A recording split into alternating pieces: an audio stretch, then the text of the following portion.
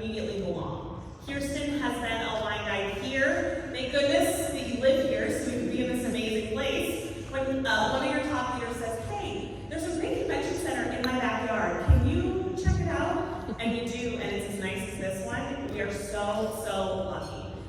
Kirsten has been a top team builder year after year. You've seen her up here time and time again. And Kirsten has an amazing message to share with you today about her time as a traveling junior wine guide, what it's meant to her, and a couple of things that she's picked up along the way. So, please give me a big, warm welcome for Kirsten Ray-Kuhn.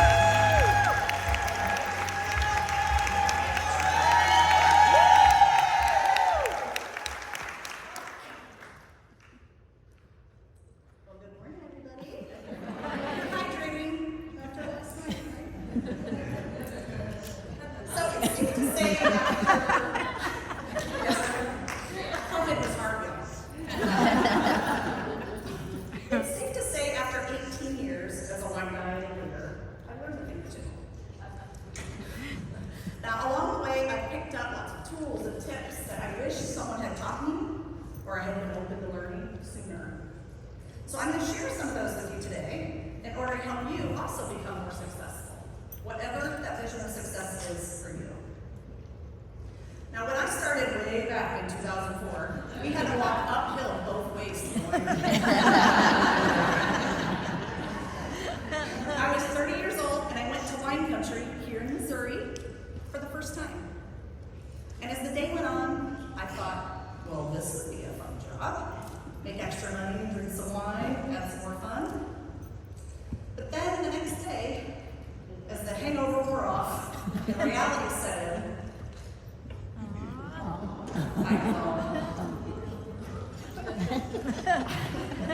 I realized I can't do that. My husband works nights. I have 3 boys at home now to take care of. Well, 2 men, 1 later, 1 more later. And the winery was 45 minutes away. I couldn't take that time. But I looked to direct sales and I saw other women at the top and thought, why can't I have a life like theirs? And have that freedom and that fun? Why not me? So why not me? I deserved it just as much as anyone else and I was just as capable. So I might not be the most successful in sales. I might not be the top rewind marketer. But what I have excelled at since 2009 is being a top team builder. Each year, I've added 24 to 69 people to my first line.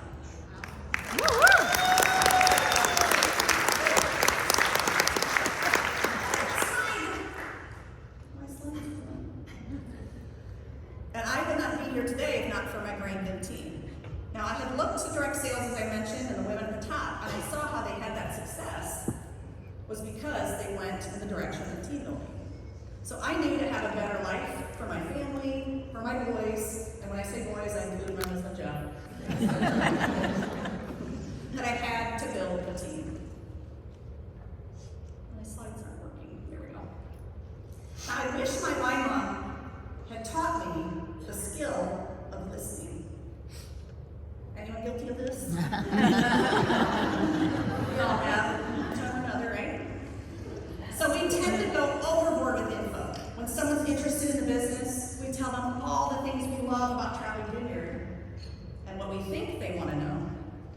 So we tell them all about, let's see, the Lux Getaway and all the points and the coins they need. We talk about how points convert and 1.75 and fast start and qualified events and 3 ITOs, and they're thinking, what's an ITO? So you overwhelm them. You're basically verbal vomiting on them. And instead, they're confused. And they're overwhelmed. And a confused mind will always say no. Now, my darling son, Jacob, taught me a lesson in listening many years ago. He said to me, Mom, this is what you were doing. This is what I want you to do.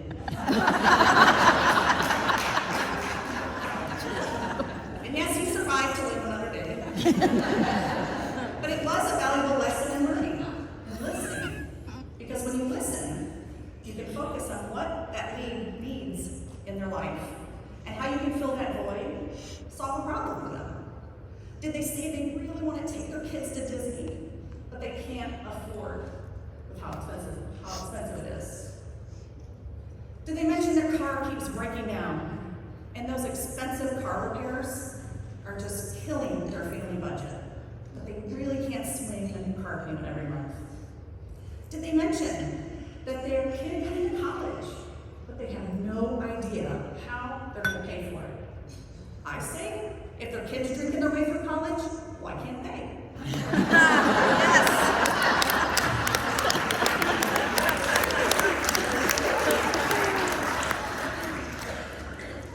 Would you like to learn 3 very simple tips to help you become a better listener? Yes. Good answer. The first step is to slow down. Wait 5 seconds before responding to what they say. People don't like silence, and they will fill that void with something who might not have told you otherwise if you had jumped right in to give a response. Now, step 2, you want to focus on the story that they're saying. Listen, picture it in your mind so that you're not ready to just jump in on what they're going to say next. Step 3, tell me about questions. Tell me about what you're interested most in being a wine guide. Tell me about what you would do with extra money. Tell me about how it would feel to be part of a community of like-minded people that support and encourage you. Help your leads see the possibility of what Travel Vineyard can do for them and how we can make their life better, whether it's money, more fun, friends and family, a sense of purpose, or a community. I wish my wine mom had told me to buckle up. It's going to be a bumpy ride. How many of you enjoy quotes for inspiration, maybe keep you going during those down times? I have quotes all over my house. If you've been there, you've seen it. I have many more pinned around my office. Now, one of my favorites over the years has been, what is meant for you will not pass you by. This is a reminder when I'm really struggling, thinking, oh, I'm not going to achieve that goal. I really want it. I want that award, whatever it is. Or maybe I'm like, I really want that second big dog. Maybe I'm just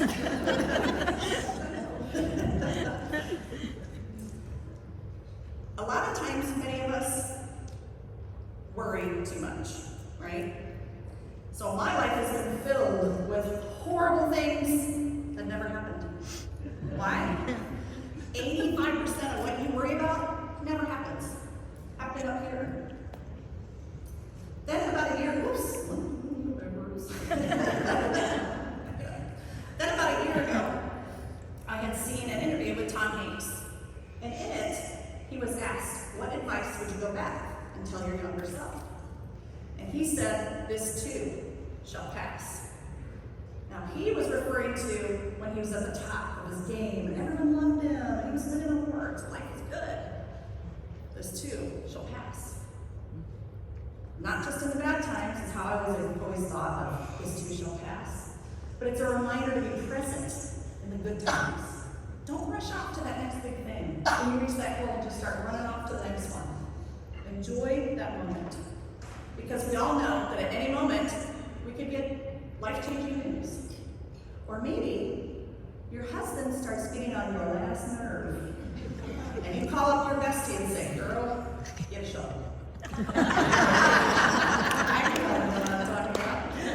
But then you remember, they don't serve wine in jail.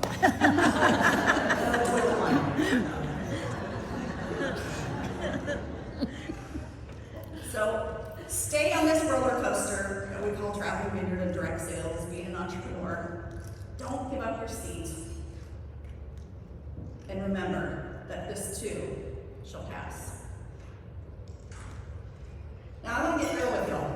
about demotions. I know that many of us in this room have demoted over the last year. Many more are hanging on to their titles by a thread. I myself have demoted twice in the last 2 years, from diamond to emerald and now ruby. The important thing about demotions is to remember demotions do not diminish your abilities unless you allow them to, and get hung up on that title, that word.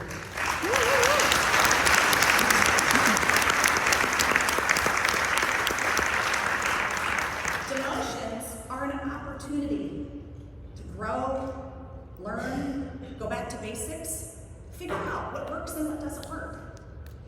Now, I know that many of you are upset by your demotions. I understand it. You feel like maybe you're not worthy enough. You're embarrassed by it. But I encourage you to do something that I have done to help me not get hung up on that demotion. I look at what I have now, not what I used to have. And I know that sounds cliche, but it works. So what I have now is paid up title for Ruby ever since I demoted, lots every month. I had my highest personal volume in sales this past year, almost 28,000. I hit 25 qualified events. I earned an incentive trip 2 months earlier than I did last year.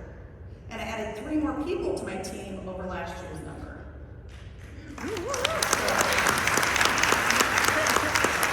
Now there are plenty of people in this room that are doing way more than I've done. 50 rewinds and 100 events.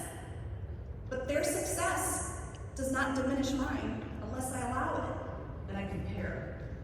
The only person I should compare myself to is me.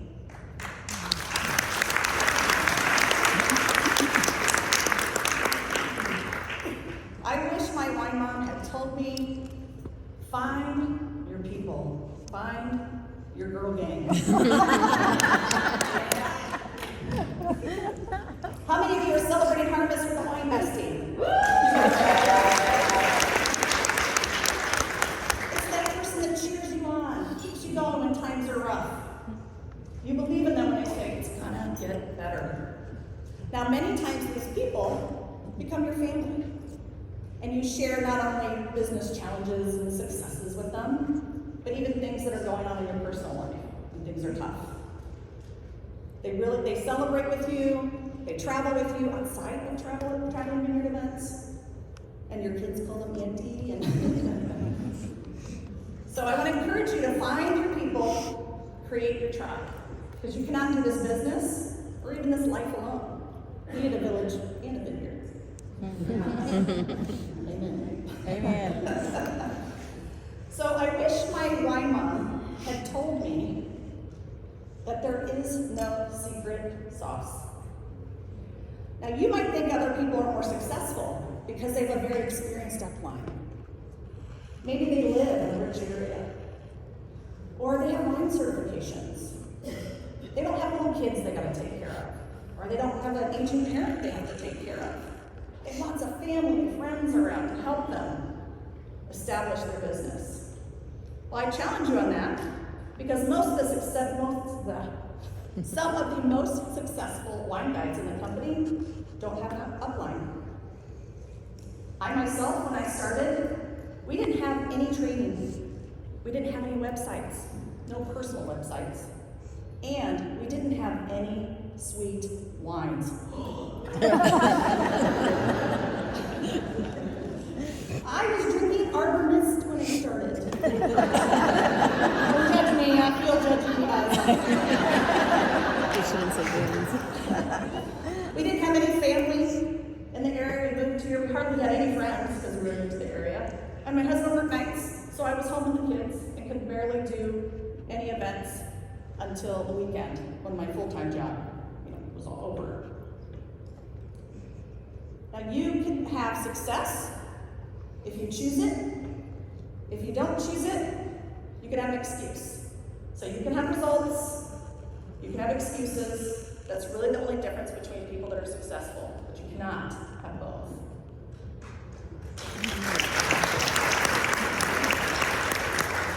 I wish my wine mom had told me or taught me how to avoid the comparison trap.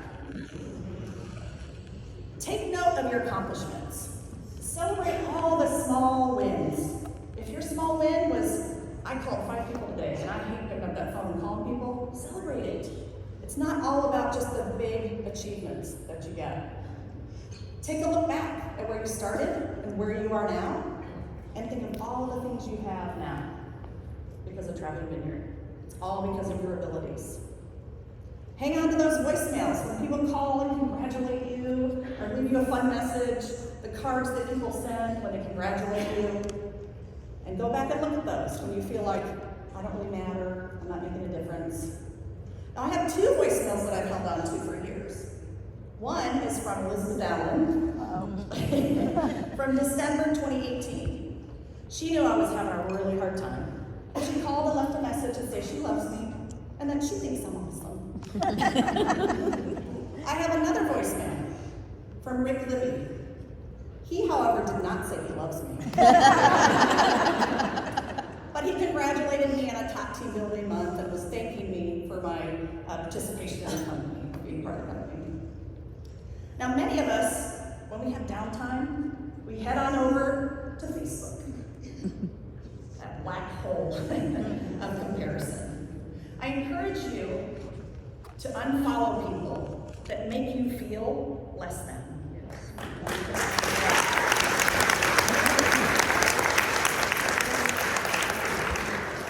Now, they will still be friends with you. You just don't have to see their perfect life and how their kid got into medical school and you just bailed yours out of jail.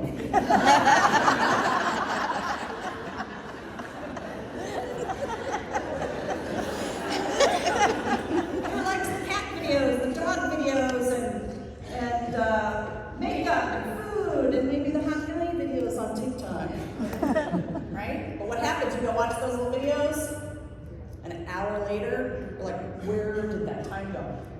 I sat down to watch one little video. So I encourage you to take control of your time and what you give your attention to. I wish my wine mom had told me that perfect is a lie. Where are my perfectionists at? You're probably not going to raise your hand because you're worried about what you're going to think. But I know lots of us in the room. Now, like many other people, when I look for answers to becoming a better person, a better leader, I look to Oprah.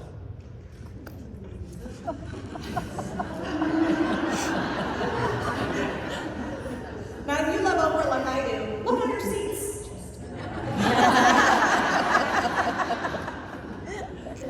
Then you probably know Dr. Brene Brown. Now, Dr. Brown wrote a book called Daring Greatly, and in it she talks about perfectionism. Now, she talks about the difference of just showing up and being authentic. And each day, you have that choice. Take Harvest, for example. Are you just showing up to get your free wine swag, check off that box for attendance, but you're really not going to go to any of the trainings? You don't want to guide a while. You know everything.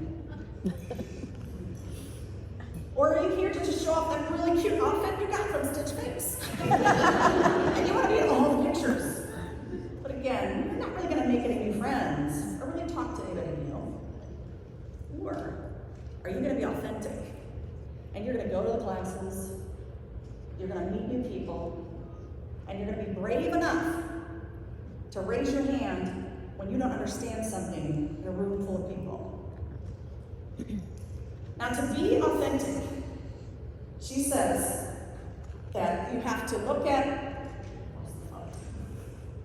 to be authentic, she describes that you have to let go of what other people think.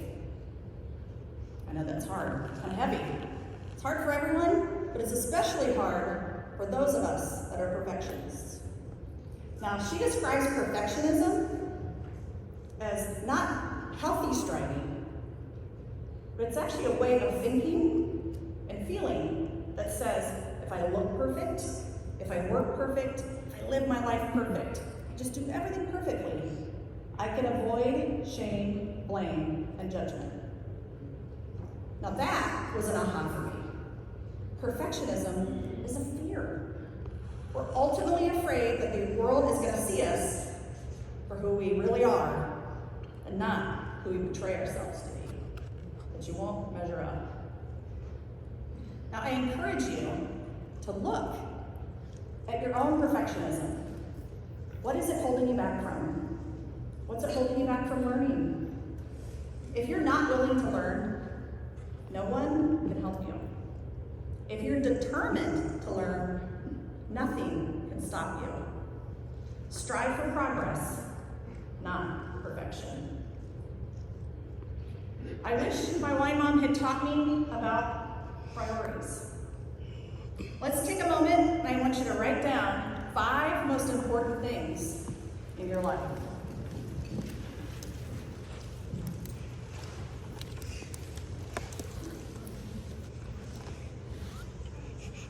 Jeopardy baby.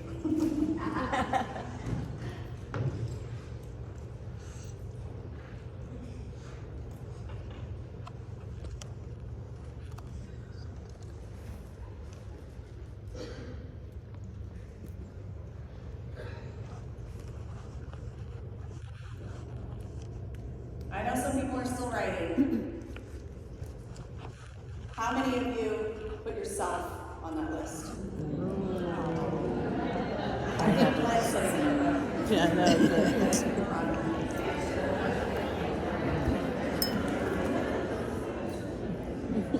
So too many times, we let our cup become empty before we go to fill it. And we need to have our cup overflowing. And that's what we give and share to others. Now the good news is you put yourself first by being here or investing the time online. So that is a good first step. I don't think we can think of 2022, talking about overflowing cups, without pivot. If we had played a drinking game back then, remember that word? Okay, not harvest right now. Now, thanks to the many wine guides that looked at the world and said, you know what, I can't control what's going on, but I can control what I do and how I react to it. And they came up with all these genius ideas for virtual events and wine tastings to go. And many of us actually had some of our best years with Traveling Vineyard during that time, because they were willing to grow and learn something new. Now, I wish my wine mom had taught me how to focus on what I can control. Now, I learned this from my bestie, Penny Fitzgerald. So what I did is I looked at what I could do with my business to keep it going, get more customers. So I focused on rewind retention. I became much more of a personal salesperson to them in the sense I messaged them, not only told them about the new wines, but also offered to fix their cart for them, make sure they were using their wine credits correctly. I also sent postcards in the mail with cocktail recipes, not with cocktails. And I would also text them and remind them about somology so that they could use up that wine that they had. It wasn't always about the sale, it was about the service. I also went back to doing vendor events in person. I learned to do them online. Now, many of us have repeat hosts. They'll host for us once a year, sometimes twice a year, sometimes each quarter. But many times, you can't count on that annual event. People get pregnant, they lose jobs, they join that cult, that 75 hard.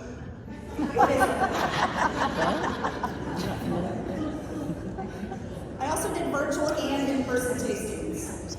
Now I know for those of you that are very extroverted and really thrive on that personal interaction at events, conducting these virtual events were hard, I know.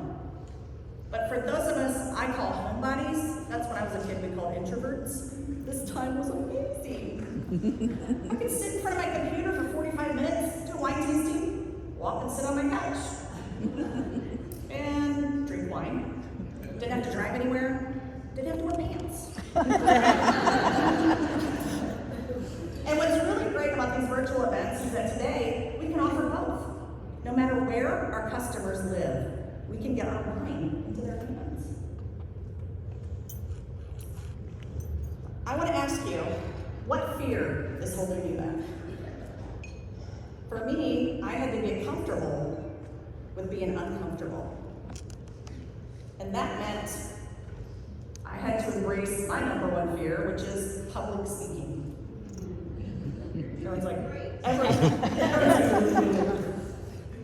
it's actually a social phobia. It's a fear of judgment and rejection. Remember that definition with Brene Brown too, goes along with that, if you're a perfectionist?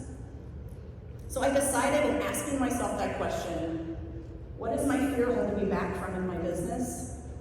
I decided I had to embrace networking, and I joined Toastmasters, which is a speaking club. Now, I had been part of a very large women's networking group called LBB for about 5 years, but I was really just showing up. I was kind of going late, so I didn't have to do the networking before. I wouldn't walk up to anybody and introduce myself. No one knew who I was.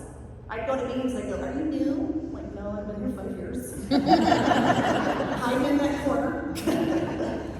So I decided to be authentic. I got engaged in all of the options they gave for us. There was workshops, there's lunches, there's coffee meetings, all kinds of things for me to get involved and get to know people.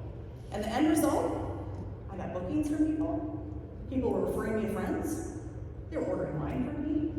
I had more fun in my life because I was joining different clubs. I had way more friends, had more confidence, and the really cool thing is, I ended up on the cover of our networking group's magazine.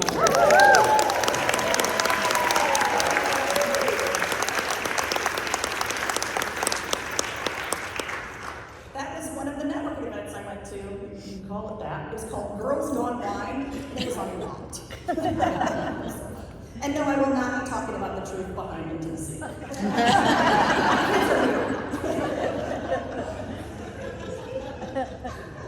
So, anyone here second guess themselves? Some of you are second guessing. Should I put my hand? Maybe you've heard, or even guess yourself, wondering, am I doing the right thing? Which tasting set should I get? All kinds of things you might think of. That you might second guess yourself on. Well, let me take you back a minute, and I want to help you with that. The way a leader in my past helped me. So this is when I was KR. I wasn't KRK yet. So for those of you that have asked what a KRK is, it's this. So when I was 19, I got a job as an assistant manager at a clothing store called Dots. Anyone remember Dots? Yep. Oh, amazing clothes for under $200. Wish we had that today. But there I met my store manager, Jan, and I flourished under her leadership. She was just a few years older than me. I admired her so much, and she would delegate tasks to me, taught me all kinds of different skills with business. She taught me how to be a leader, how to have a voice, and she snuck me into bars.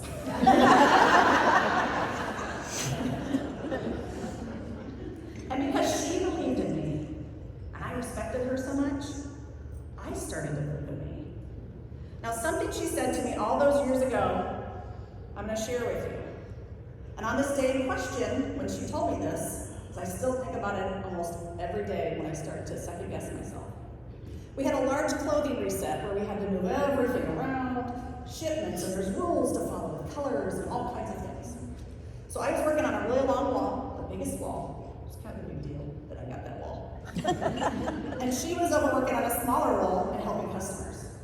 Now as the day went on, I kept interrupting her. "Hey Jan, what do you think about this shirt with these pants? Hey Jan, what do you think about these two colors together? Or should I do this one? Hey Jan," I probably asked her 20 times. And she finally said, "Kirsten, stop asking me what to do. You know what to do, just do it."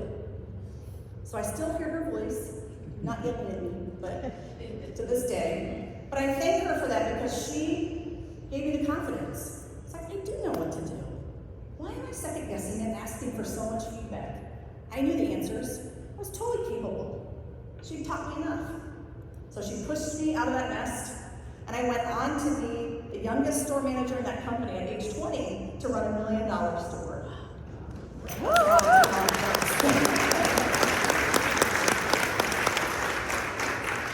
Now, I want you to get in the habit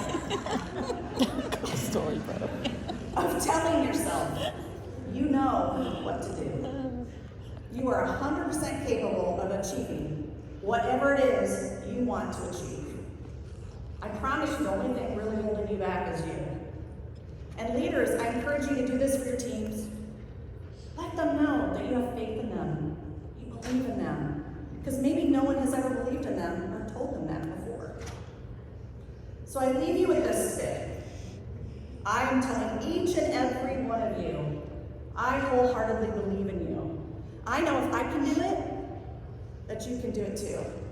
So go out there and just do it.